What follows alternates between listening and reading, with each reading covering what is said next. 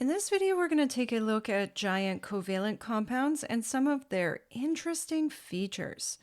So what is a giant covalent compound? Well, essentially it is a compound that consists of either carbon or silicon. Those are most of our general sort of examples.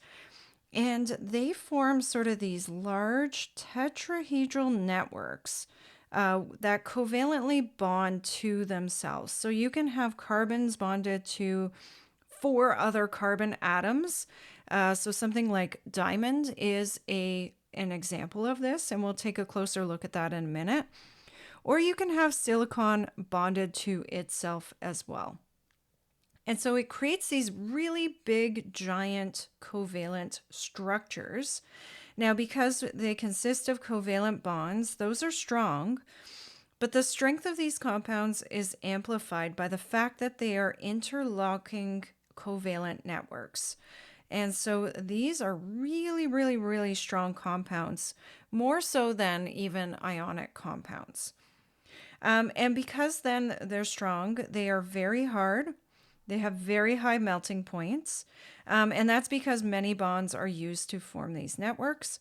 They're also insoluble and they don't conduct electricity very well, except for a specific example, which we're going to kind of take a look at. All right, so there are several examples of giant covalent compounds. Let's take a look at a few. The first sort of set that we're going to take a look at are called allotropes. Now, allotropes is a name for different structural modifications of the same element.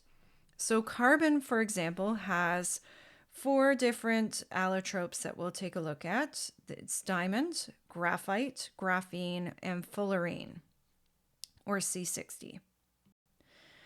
The first one, diamond. Diamonds are extremely hard. We know that. And they are one of these giant covalent compounds that's based on a tetrahedral shape.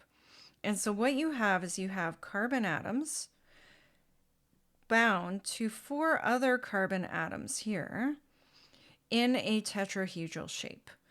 And so this creates something that is very, very strong, extremely hard, and all of the electrons are trapped in this network, so they don't conduct electricity and have very, very high melting points.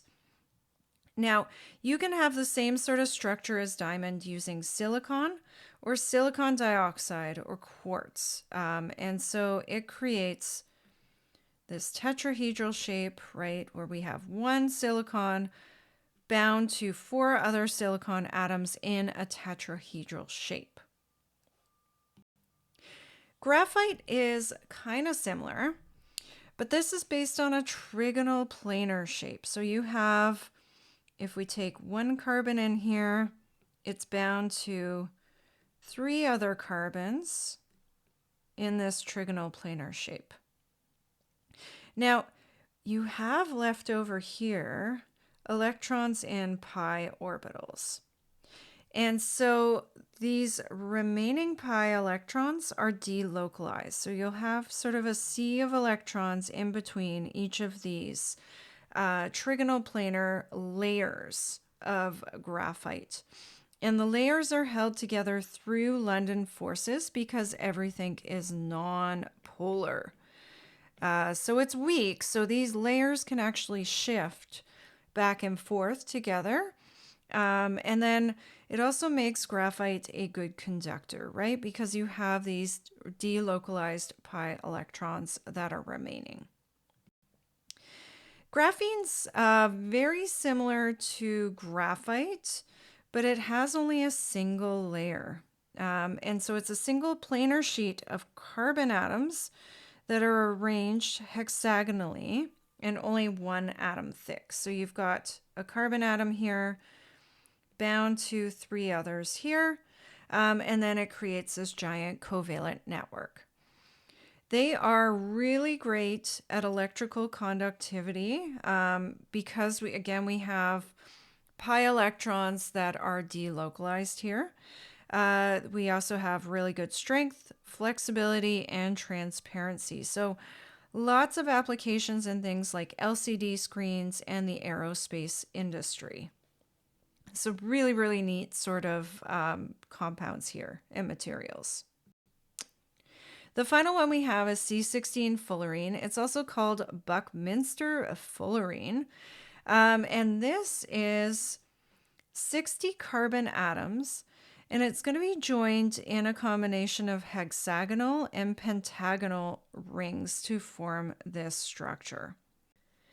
This one is a little bit different because it's composed of covalent bonds, but it has weak London forces between the molecules. So it's not really a covalent network compound, it's really a molecular compound. But we do class it as one of the allotropes of carbon.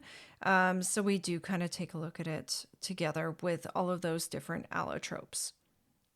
So really neat structure, kind of takes on this big sort of spherical kind of shape with these either, here's a hexagon here, and then pentagon shape sort of here. And so you have the combination of the two together.